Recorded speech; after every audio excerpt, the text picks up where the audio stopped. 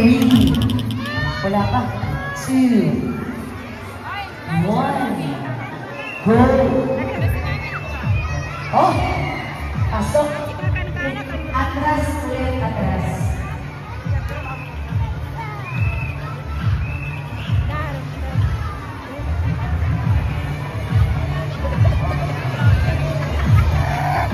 Hindi daw po sila magpapatago. Baka pwedeng mag-cheer ang mga classmates dyan. Okay. Palitan yung itlog nila kasi po basag na. Pero hindi man mahulog. Extra pa ba natin?